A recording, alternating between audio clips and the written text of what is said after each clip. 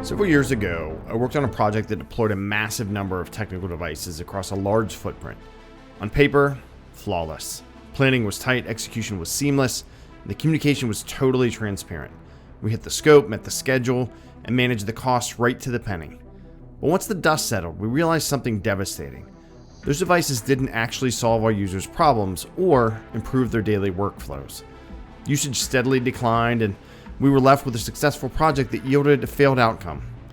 If you've ever hit every single milestone on a corporate initiative only to realize you didn't actually move the needle, you know exactly how frustrating that is. Today we're looking past the spreadsheets to find out why our traditional measures of success are failing us, and exactly how you can start measuring what actually matters to your people and your bottom line. Welcome to People Process Progress, the podcast dedicated to helping leaders, project professionals, and teams cut through the noise, build operational stability, and drive meaningful outcomes. I'm your host, Kevin Pennell. Whether you're catching this episode on your morning commute, during a walk, or grinding out your garage gym, I'm incredibly glad you're here. Look, we've all been conditioned to believe that if we just manage the execution variables tightly enough, everything else will take care of itself. We stay busy, we log the hours, but we struggle to make actual headway. We're letting the traditional triple constraints blind us to what's actually happening on the ground. Scope, schedule, cost tell us exactly how we're managing the work, but they don't tell us a darn thing about the people doing the work or whether meaningful, lasting progress is actually occurring. We need a deeper way to look at project health, and that's what we're breaking down today. So we're not throwing the baby out with the bathwater here. For me, I first ran into concepts like scope, schedule, and cost long before I ever had project manager or PMO director in my job title. It goes back to my roots as a Navy corpsman and EMS captain and working in public health emergency preparedness. We're using core project management principles to coordinate massive multi-agency preparedness programs across entire regions long before I transitioned over to healthcare IT and enterprise PMO leadership.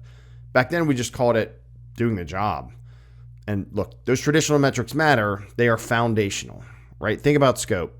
It's just boundaries, right? It keeps people from adding one more thing until the whole house of cards collapses. If you've ever sat through a safe PI planning session, you know exactly how vital it is to map out boundaries so teams don't overcommit and burn out. Schedule, it's just sequence, right? You don't pour concrete until the plumbing lines are in the dirt. It's how we coordinate resources and set expectations. And cost, geez, that's just reality, right? The checkbook has a limit because resources are finite. So let me be completely clear. These traditional measures are bedrock, right? They have to stay, but they primarily measure process, and process alone doesn't guarantee a win. Let me take you back to around 2012 or 2013 when I was converting these massive several hundred page emergency operations plans or EOPs into streamlined, actionable, standard operating procedures. Now those old EOPs looked perfect on a shelf, right? Every single compliance box was checked. Every regulatory requirement was met. They were, by all traditional metrics, completely successful documents. But have you ever tried reading a 300-page academic binder while an actual crisis is unfolding in real time? When the radio's screaming, the tones are dropping, and a crisis is live, nobody is flipping to page 214 of a binder. That was the moment I realized completion does not equal alignment. Completion does not equal understanding. Just because a plan or a project waves a green flag on a status report doesn't mean the people on the ground actually know what to do with it or believe in it. That's what I talked about in the first episode, visibility versus alignment. So back to this. I was walking my dog the other morning, frankly, and I just was watching him sniff around the neighborhood, and it hit me how heavily the old emergency management lesson applies to the corporate and healthcare projects that we're running today. If we're only tracking the process, we are missing the pulse. Here's our stand-up for this week. How do we fix it? Right? We cut the corporate theater. We don't build another massive soul-crushing administrative framework. Nobody wants more buzzwords or paperwork. Instead, I want you to think about it this way. I learned to look at things in the back of an ambulance like a clinician looks at a patient. When a paramedic or a doctor walks in, they check a suite of vital signs: blood pressure, heart rate, oxygen saturation, temperature. Together, those numbers tell a story of systemic health. We need project vital signs that augment our scope, schedule, and costs. I've narrowed this down to 4 specific people and progress-focused measures that I believe will give you the true pulse of your initiative. The first vital sign is alignment.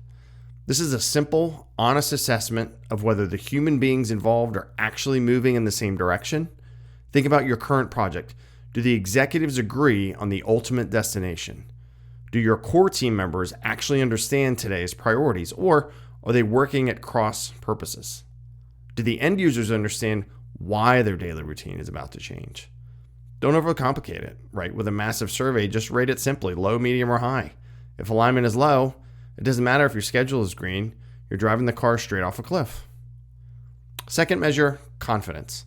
And I don't mean corporate optimism or that polished executive spin we see on slide decks. I mean real psychological confidence. If you ask the team anonymously, are we actually going to deliver the intended value on time? What do they say? Rate it highly likely, likely, unlikely, or very unlikely, right? If your cost metric looks great, but your team's confidence is very unlikely, your project is sick and you need to intervene.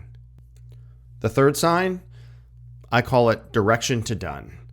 This shifts the focus away from superficial busyness and focuses entirely on outcomes. And if you take nothing else away from this episode, take this question to your next meeting. What is demonstrably true today that wasn't true 30 days ago?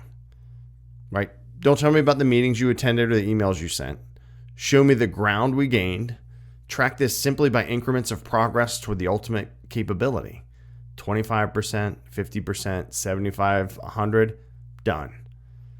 And the fourth vital sign, and this one is deeply tied to my DNA, is stability.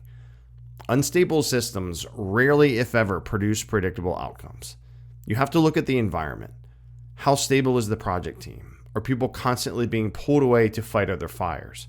How stable is the scope of work? Or organizational priorities shifting every Tuesday? If stability is rocking back and forth, your project health is compromised. If you map these back to the core philosophy here at the show, look at how beautifully the balance restores itself. People are measured by alignment and confidence. Process is measured by our traditional scope, schedule, and cost. And progress is measured by direction to done and stability.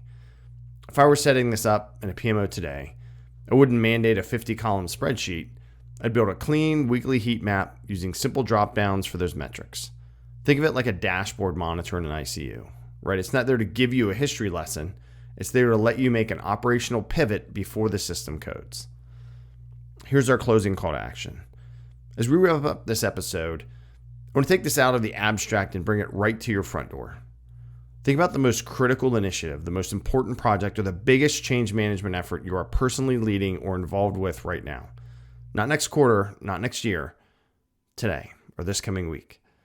Let go of the budget spreadsheet and the Gantt chart for just a second and ask yourself, how aligned are the actual people? How confident is the team on the ground? How stable is the environment around them?